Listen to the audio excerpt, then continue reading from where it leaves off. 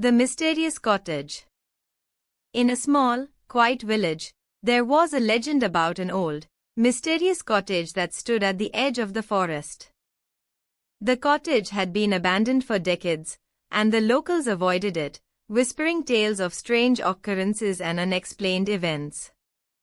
Alex, a young and ambitious journalist, had just moved to the village for a new job. He was determined to uncover the truth behind the cottage's airy reputation. One stormy night, he decided to explore the cottage, armed with nothing but a flashlight and his courage. As he approached the cottage, the wind howled, and the trees creaked ominously. Alex shivered but pressed on, his heart pounding in his chest. He pushed open the creaky front door and stepped inside. The interior was musty and dark, with cobwebs hanging from the chandeliers. Alex's flashlight cast eerie shadows on the walls as he moved deeper into the house. He explored room after room, finding nothing but old furniture and dust. Suddenly, he heard a faint whisper. It was soft and indistinct, but it sent chills down his spine. Alex spun around, trying to locate the source of the sound, but there was no one there. He continued his search, determined to find the source of the whisper. As he entered a grand bedroom, he noticed an old mirror hanging on the wall. The mirror seemed out of place among the other antique furniture. Alex felt an inexplicable pull towards it and approached cautiously.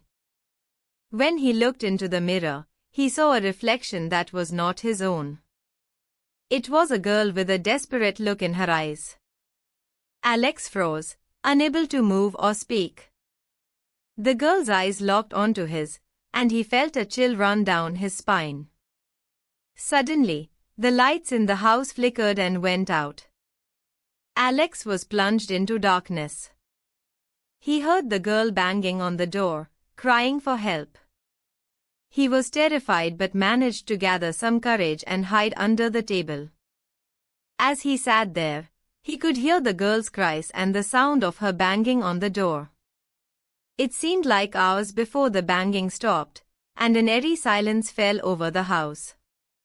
When the silence became too much, Alex slowly got out from under the table and switched on the lights. The house was quiet now, and he decided to check if the girl was still outside. He opened the door cautiously and found no one there. But as he stepped out, he tripped over something and fell. When he looked up, he saw the girl lying on the ground, badly hurt and bleeding. Alex realized that the girl was not a ghost but a real person in need of help. He quickly lifted her into the house and tried to wake her up. She woke up, stunned and crying, and begged Alex to help her. The girl told Alex that she had been kidnapped by a group of men who were hiding in the nearby woods.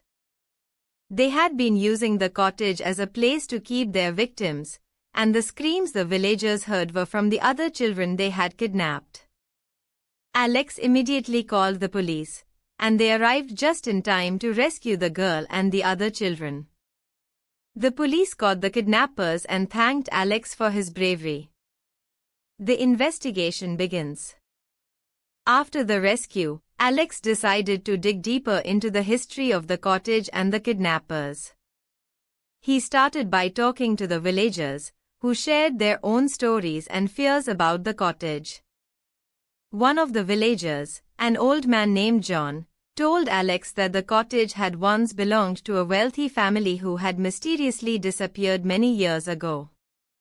Some say they were driven out by evil spirits, John said, his eyes glinting with a mix of fear and curiosity. Alex also discovered that the kidnappers were part of a larger criminal network that had been operating in the area for years. They had chosen the cottage because of its remote location and the fear that surrounded it. As Alex delved deeper, he found an old diary hidden in the attic of the cottage. The diary belonged to a girl named Emily, who had lived in the cottage with her family many years ago. The diary revealed a tragic story of a family torn apart by greed and betrayal.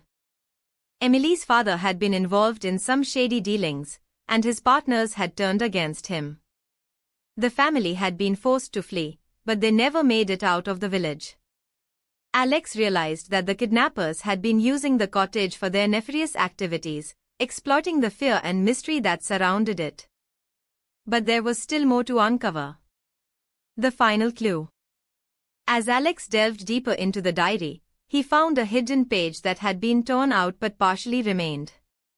The words were faint, but he could make out a few phrases: hidden room, key in the garden, and danger beneath. Determined to uncover the truth, Alex decided to search the garden for the key.